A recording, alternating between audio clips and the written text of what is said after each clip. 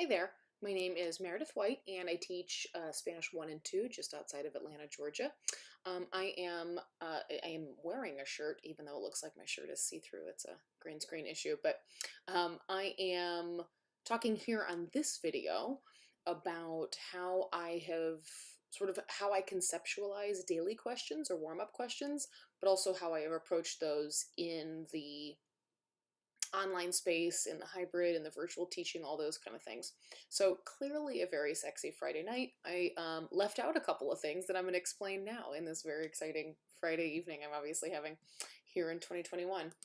We'll take anything uneventful, right? So I don't mind at all. I am thinking about this because Maria Nocente here commented, and I hadn't even thought about that, about like what do we do, once they're displayed on the projector, as I mentioned, and posted in GoFormative, like then what? How do students get like confirmation that they're on the right track, that they understood, feedback on their answers, and all those kind of things. So I have a couple of examples here. When we are live on Zoom, this is a screenshot from a Zoom recording. So when we're live on Zoom, I am able to annotate. So I use the Zoom annotation tool. And as I go through, as I'm like here talking in class, so this is what students see, except for my video's not on top of the image. So I go through it, I'm like, okay, hay un chico, se llama Crispin. This particular daily question has like a little story that has to do with what we're studying, obviously, and then some questions that go with the story. So still the 6 options, but based on that little like paragraph or whatever. So as I went through, I was using the Zoom annotation tool. And so I just annotated it directly on the screen for students on Zoom to see. So the Zoomies can see just their computer screen, and then the Roomies could see it projected up on the projector. So I'm looking at it at my computer screen, it's projected beyond me, and then the Zoomies are at home looking at their screen. With annotation, you're able to do drawing, highlighting, any like a pointer, and also text, of course. So that's what I did here, and I just chose a color that stood out next to white and black. So I was able to clarify, let me get out of the way here, I was able to clarify what the questions are asking, as well as then below here, like little scaffolding things, like they hadn't seen salir, so I figured I should probably clarify because that's important. And this text is something that they're going to see an extended version of then later on their overall unit assessment. So I wanted to preview that as well and make sure that they understood, like, because salir is important. What else was, discoteca, like for club and that kind of thing. So I wanted to be able to clarify some of those.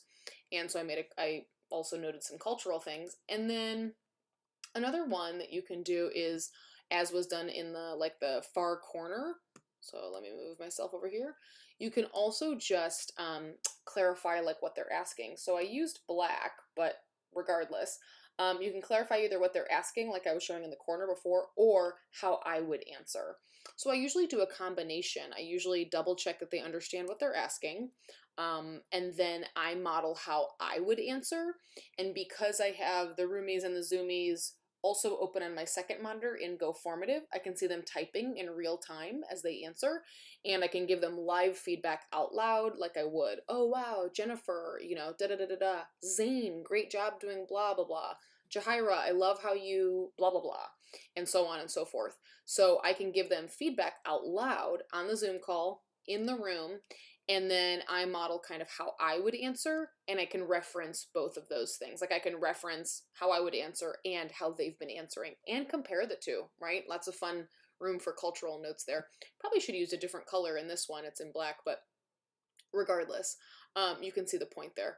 So clarifying meaning, which you can see here, clarifying meaning, and then also answering for myself.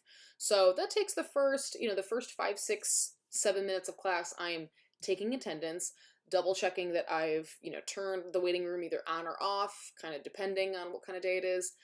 Also maybe like locking the Zoom, which makes it it sounds a little harsh, a little draconian, but it makes it a little bit easier to keep attendance that way and also kind of keep track who is there initially if you don't want it to play a noise or you don't want to turn on the waiting room.